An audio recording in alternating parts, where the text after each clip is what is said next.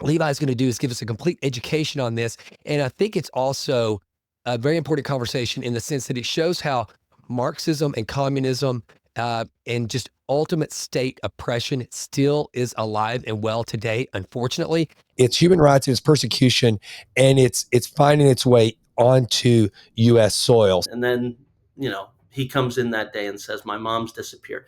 That was my entree into the fact that just about a month before, the Chinese regime had seen the popularity of Falun Gong and said, crush it.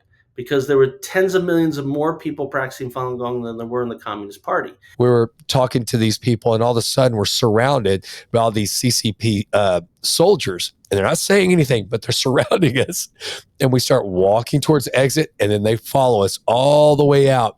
But until you've seen it up close and you've seen the forces that the government puts against any form of religion, it's really, you really can't imagine. This is like his personal crusade to go out and destroy Falun Gong.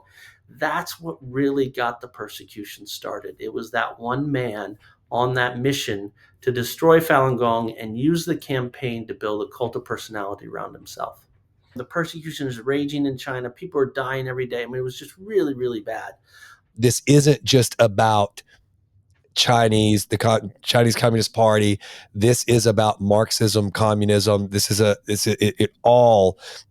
it being executed in spades is what's happening here. Practitioners and their supporters constitute the largest peaceful civil disobedience movement, certainly in Chinese history. I would say world history, because you have tens of millions of people. If a Falun Gong person was just tortured to death in the labor camp down the street, and we know who did it, well, guess who's in the leaflet the next day? And that's being put on all the neighbors' doors so everybody knows what's going on. Almost every theater Shenyang travels to this year has received a bomb threat, a threat to come in and shoot all the people in the audience member, theater after theater after theater. Imagine if the Newark Philharmonic or the Chicago Bulls, every arena they went to got a bomb threat. What would we be doing? That's what the Sheen Company has been facing this year on tour.